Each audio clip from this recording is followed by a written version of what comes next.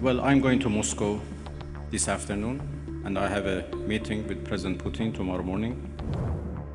In the midst of one of the most volatile escalations in the Middle East in recent memory, Russia has emerged as a silent but powerful actor in shaping the conflict's trajectory.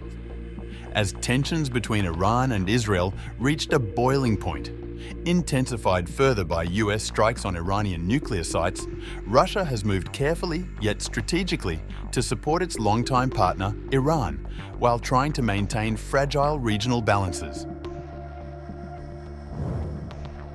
The backdrop of this latest flashpoint lies in the ongoing shadow war between Israel and Iran.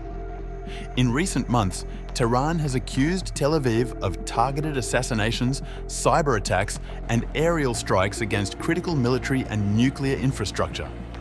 In response, Iran has launched missiles and drones at Israeli targets, triggering widespread concerns that a full-blown war could erupt, one that might pull the entire region and even global powers into direct confrontation.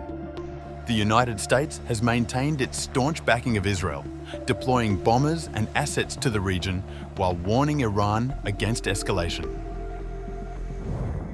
Amid this geopolitical chaos, Russia has played a more nuanced role, especially as its relationship with Iran has grown significantly closer in recent years.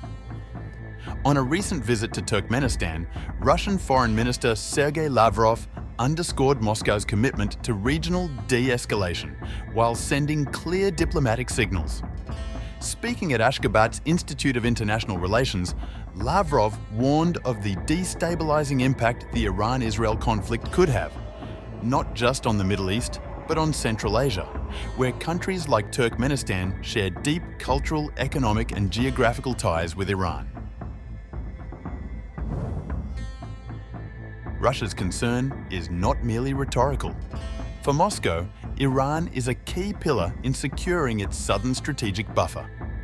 An unstable Iran would not only threaten Russia's economic corridor projects, including the north-south transit route, but could also revive dormant jihadist threats across the Caucasus and Central Asia. That's a risk the Kremlin isn't willing to take lightly. Tensions between the West and Iran spiked further in June after Israeli airstrikes hit key Iranian cities, including Tehran. Just days later, Iranian Foreign Minister Abbas Araghchi flew to Moscow for a high-level meeting with President Vladimir Putin and Lavrov. The meetings were reportedly cordial but urgent. Araghchi described the visit as defined by complete mutual understanding and noted that Russia had assured Tehran of its diplomatic and strategic backing. Russia and Iran had already signed a comprehensive strategic partnership agreement in January 2025. While this pact doesn't contain a mutual defense clause like NATO's Article 5, it represents deepening political trust and coordination. It includes provisions for military technical cooperation, shared intelligence, and aligned diplomacy through blocs like BRICS and the Shanghai Cooperation Organization. Following the Kremlin talks, Moscow led a diplomatic initiative at the United Nations, co-sponsored by China and Pakistan, pushing a resolution for an immediate ceasefire and a pathway to political dialogue. Russia's ambassador to the UN, Vasily Nebenzia, made it clear that the resolution was aimed at halting the escalation and restoring stability, not taking sides in the conflict. While Putin publicly condemned the Israeli strikes and labelled US involvement unprovoked aggression, he also stopped short of threatening military retaliation or direct intervention. This reflects Moscow's careful balancing act, deepening its alliance with Tehran, while maintaining functional ties with Israel, particularly in Syria, where both countries operate militarily. Our position regarding the ongoing events is well known.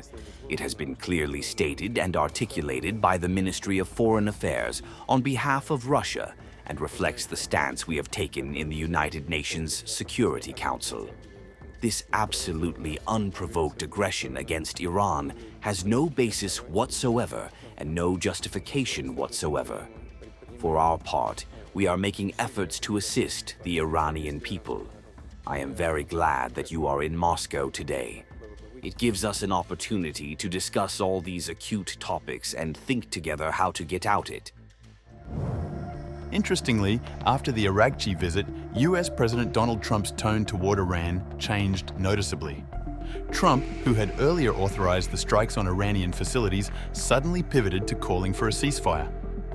Analysts have speculated that this shift may have been influenced by backchannel diplomacy involving Moscow. With its unique access to both Iran and Israel, Russia is one of the few powers capable of mediating discreetly between the two. In addition, Moscow had offered Tehran greater military cooperation, particularly expanded air defense capabilities, prior to the strikes. Although Iran did not take up the offer in time, the move signaled Russia's willingness to deepen defense ties, provided Tehran meets Moscow halfway. Putin's remarks made it clear. In Russia's strategic worldview, support is earned through reciprocity and foresight, not simply given. While some critics have accused Russia of not doing enough to stand by Iran, the reality is more complex. The Kremlin has supported Iran diplomatically, offered defense collaboration, condemned external military interventions, and promoted de-escalation on global platforms. But it has done so without compromising its own strategic interests, or being dragged into a war that does not threaten its national security directly. The Russia-Iran strategic partnership is built not on emotion, but on shared interests, resisting Western influence, coordinating regional policy, and securing multipolar global governance. It is a relationship of mutual leverage, not military dependence.